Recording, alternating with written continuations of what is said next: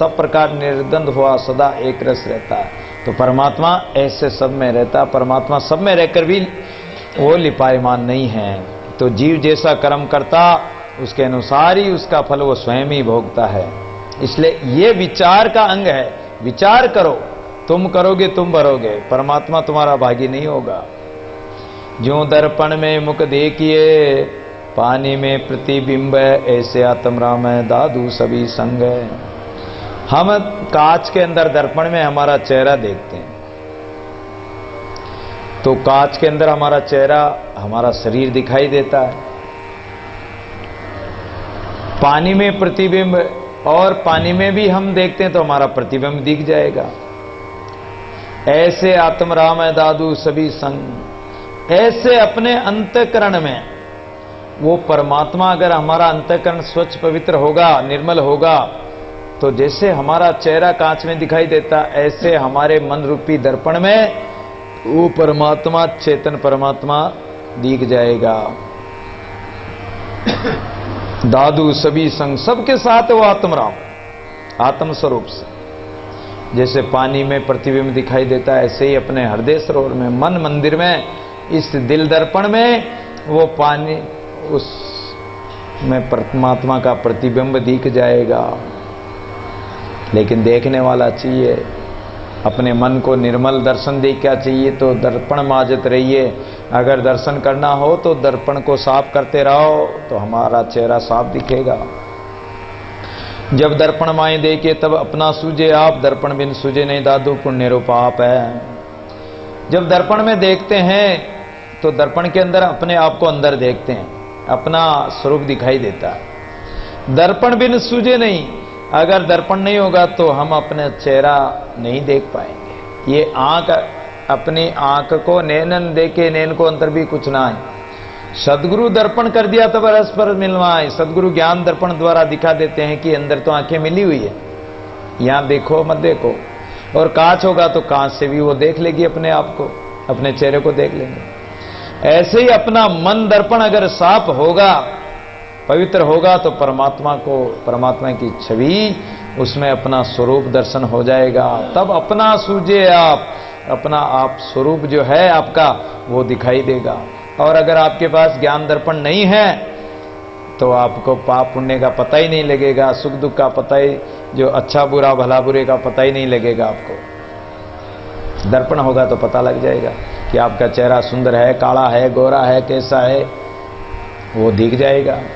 जिए तेल तिलन में, जिए गंध फुलन, जिए माखन खीर में, ये रबरूहन। जैसे तिलों में तेल होता है लेकिन वो दिखाई थोड़ी देता है, और जब उसको पेलते हैं तब तेल निकल आता है। जिए गंध फुलन, फूलों में जैसे गंध होती है वो दिखाई नहीं देती, लेकिन अर्क निकालने वाले फूलों की गंध को भी निकाल लेते हैं। जिए माखन खीर में, और जैसे दूध में मक्खन होता है, घी होता है, मत करके उसको निकाल लेते हैं। इसी प्रकार सब में परमात्मा है। ये रब रूहन, वो रूह है, आत्मा, आत्मस्वरूप परमात्मा, हमारी आत्मा में वो रब, वो परमात्मा समाया हुआ। इस प्रकार जैसे दूध में घी, फूलों में गंध, तिलों में तेल समाया हुआ, ऐसे ही परमात्मा हमारे घट भीतर समाया हुआ है। प्रत्येक घट में, प्राणी मात्र में, रोम रोम में। इए रब रूहन में, जिए रुए रगन, जिए जेरो सूरमा ठंडो चंद्र वसन। और जैसे हमारी रूह आत्मा में रब परमात्मा विराजमान है, जिए रूह रगन, रग रग में, नाड़ी नाड़ी में, रोम रोम में, जिए जेरो सूरमा ठंडो चंद्र वसन। वही परमात्मा सूर्य में भी है। जैसे सूर्य की किरणें फैलती है, सूर्य की किरणों से, रश्मियों से, सब में सूर्य है, किरणों में भी है, रश्मियों में भी है, प्रकाश में सूर्य ही तो है। ठंडा चंद्र वसन, और चंद्रमा में जो शीतलता है, चांदनी है, वो चांदनी में भी तो चंद्रमा समाया हुआ है। अगर चंद्रमा उस चांदनी में नहीं होता तो फिर चांदनी से प्रकाश कैसे होता? चंद्रमा में प्रकाश है, जब भी तो चांदनी प्रकाश कर रही है।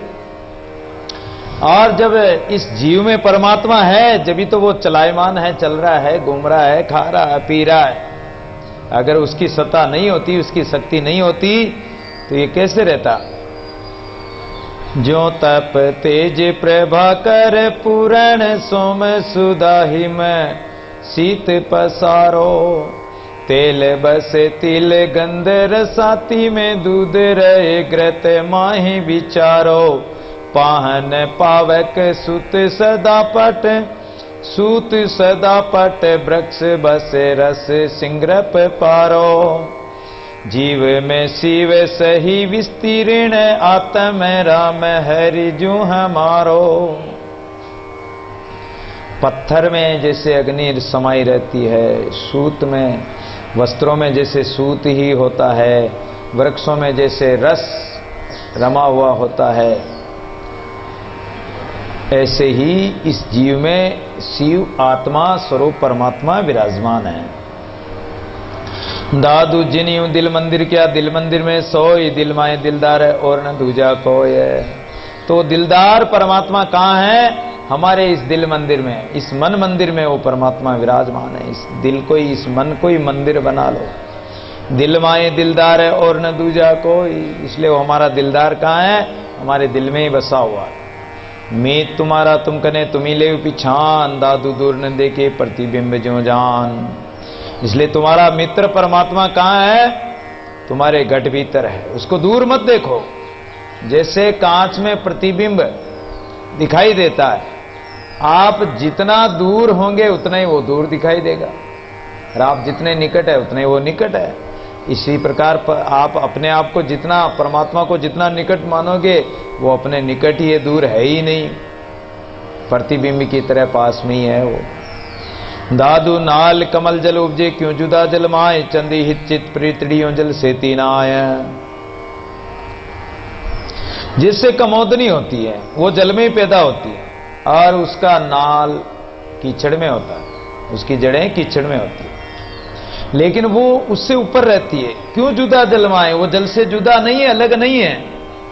इसी प्रकार चंदी हित चित प्रीतड़ी, उसकी वृत्ति, उसकी सुरती चंद्रमा में लगी हुई होती। जल में बसे कमोदनी चंदा बसे आकाश, जो जाई का भावता तो ताई के पास। जैसे जल में कमोदनी रहते हुए भी उसका मन, उसकी वृत्ति सुरती कहाँ है? चंद्रमा। तो जो जिसकी सुरती करता है, जिसकी स्मृति करता है, वो उसी के पास होता है। तो उसी प्रकार विरक्त महापुरुष, जीवन मुक्त श्रेणी के महापुरुष संसार रूपी कीचड़ में रहते हुए भी वो कमल की तरह, इस कमोदनी की तरह उस जल कीचड़ से ऊपर अलग रहते हैं। उसकी वृत्ति उस परमात्मा में लगी हुई है, तो वहां यहां रहते हुए भी वो यहां से अलग है, उसका संबंध यहां से नहीं, उस परमात्मा से है। दादू एक विचार सो सबते न्यारा होई, माइए पर मन नहीं सहज निरंजन सोई। आपका एक अच्छा विचार, उत्तम विचार से तो आप परमात्मा में मिल जाते हो, और आपका अगर गंदा विचार, मोह रूपी विचार आ गए, तो उन्हीं विचारों से आप माया मोह में फंस जाओगे। तो एक विचार अगर आपका हो परमात्मा के प्रति, कि एक ही विचार, एक ही समझ हो, एक ही आपका ज्ञान हो कि मैं परमात्मा का अंश हूं, परमात्मा का स्वरूप हूं, तो आप संसार से अलग हो गए। और आपने मान लिया कि मैं तो मेरे बाप का पुत्र हूं, मेरी मां का पुत्र हूं, या मैं संसार का हूं, या किसी की पत्नी हूं, या किसी का बेटा हूं, किसी का बाप हूं, किसी का पति हूं, तो ये समझो कि आप एक विचार से तो बंध गए, एक विचार से अलग हो गए। एक विचार सो सबते न्यारा होई, सबसे अलग हट जाओ, और एक निरंजन परमात्मा में ही अपने मन को लगा दो, तो एक निरंजन परमात्मा ही रह जाएगा। इतनी सी बात है, ज्यादा समझने की बात नहीं। दादू गुण निर्गुण मन मिल रहा क्यों बेगर वे जाय, जय मन नाई सो नहीं, जय मन चेतन सो आय। गुण निर्गुण, माया विशिष्ट ब्रह्म विषयासक्त मन से अलग अलग क्यों विचार किया जाए? अगर हम मायामय सोचेंगे तो परमात्मा सब अलग अलग दिखाई देगा। क्यों? कि हम सबको अलग अलग मानेंगे। ये माता है, ये पिता है, ये भाई बंधु कुटुंब कबीला है, ये गाय भैंस, ये जानवर, ये वृक्ष इत्यादि वर्ण 84 लाख योनियां हो जाएगी तो परमात्मा 84 लाख योनियां, 84 लाख हो गया फिर तो परमात्मा। तो अलग अलग मानेंगे हम। और जो मन यदि ब्रह्म स्वरूप मान ले कि वो परमात्मा सब में एक है, बस एक मान लिया, तो वो चेतन स्वरूप परमात्मा सब में एक ही है। सब वस्तुओं में वो एक ही समाया हुआ है। और यदि हमारा मन विषयों में मिला हुआ है, विषय वासना में, तो हमारा मन विषय वासना में मलिन हो जाएगा। इसलिए विषयों से चित्त को हटाकर, उसके चिंतन से हटाकर और परमात्मा में लगाएं, सत्य स्वरूप में लगाएं। तो सत्य स्वरूप में लगेगा तो वो उसी का स्वरूप हो जाएगा। दादू सभी व्याधि की औषधि एक विचार, समझे ते सुख पाए कोई कुछ कहो गंवार है। बीमारियों की कोई कमी नहीं है। आज के समय में, इस कलयुग में अनेक रोगी हैं, अनेक बीमार है, हजारों लाखों बीमारियां। एक बीमारी की रोकथाम करते हैं डॉक्टर लोग तो 10 बीमारियां और हो जाती। कितनी बीमारियों को रोकोगे? तो सब व्याधियों की औषधि क्या है? डॉक्टर तो अलग अलग बताएंगे, लेकिन संत महापुरुष कहते हैं कि सभी व्याधि की, सभी व्याधि क्या है? ये देहिक देविक भौतिक ताप, जो त्रिताप है संसार के, इन त्रिताप की औषधि एक ही औषधि है, एक विचार, एक परमात्मा का विचार हो, राम नाम का विचार हो। यही राम नाम ऐसी औषधि है जो सब व्याधियों का निवारण करने वाली रामबाण औषधि है। कहते हैं नहीं कि ये तो रामबाण औषधि है, अर्थात इस गोली को ले लो तो आपके सब रोग खत्म हो जाएंगे। उसी प्रकार ये राम नाम रामबाण है, सब बीमारियों को मारने वाला, खत्म करने वाला है परमात्मा का विचार। समझे ते सुख पाए कोई कुछ कहो गंवार। संसारी प्राणी चाहे कोई कितने ही उपाय बताते रहो, उसके चक्कर में मत पड़ो। कई बार क्या होता है कि किसी को कोई बीमारी होती है और वो कहां पहुंच जाते हैं? बंगाली डॉक्टर के पास। अब बंगाली डॉक्टर तो जोड़ा छाप होते हैं ज्यादातर। जड़ी बूटियों को इकट्ठा किया, थोड़ी बहुत 150 जड़ी बूटियां, थोड़ा बहुत 1-2 जड़ी बूटियों का ज्ञान होता है, और 150 ऐसी जड़ी बूटियां इकट्ठी कर ली, और तुम्हारे ये बीमारी, वो बीमारी, ये बूटी खाओ, वो खाओ, वो खाओ, और पता नहीं कितने ही इन जोड़ा छाप के चक्कर में अपनी जान गंवा बैठते हैं, रिएक्शन कर जाती है, मर जाते हैं। कई बंगाली डॉक्टर होते हैं जगह जगह गली कुंचों में और दुकान खोल के बैठ गए। लोग सोचते हैं कि अरे सस्ता इलाज है, अपन तो उसी के पास चलें। अब छोटी मोटी बीमारियां तो, नॉर्मल बीमारियों के लिए तो वो थोड़ी बहुत दवा जानता है, दे देता है, लोग ठीक हो जाते हैं। अरे कि बहुत अच्छा डॉक्टर, हमारे तो 7 रुपए में ही काम हो गया। डॉक्टर के पास जाते तो 700 रुपए लगते हैं, 7 रुपए में काम हो गया, सस्ता सोचते हैं। और कभी कभार क्या होता है कि ऐसे डॉक्टरों के पास जाने से वो जानते तो है नहीं बीमारियों को पूरी तरीके से, जांच के लिए उनके पास कोई यंत्र इत्यादि होते नहीं, और वो ठोक देते इंजेक्शन, गोली दे देते हैं, रिएक्शन कर जाती, मर जाते हैं।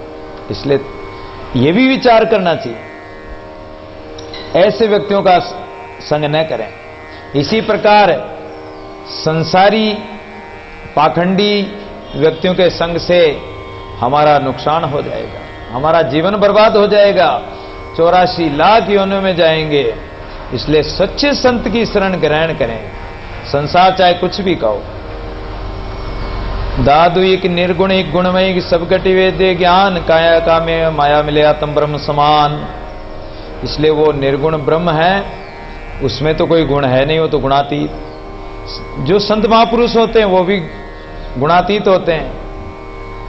और सब घट ये द्वे ज्ञान, सब घट में, प्राणी मात्र में ये 2 ज्ञान तो होता ही है, निर्गुण सगुण का, कि निर्गुण है परमात्मा, कोई कहता है कि सगुण है।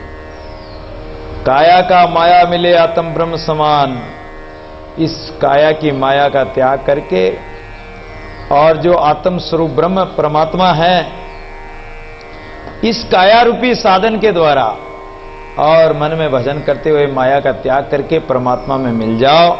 सगुण निर्गुण के चक्कर को छोड़ो।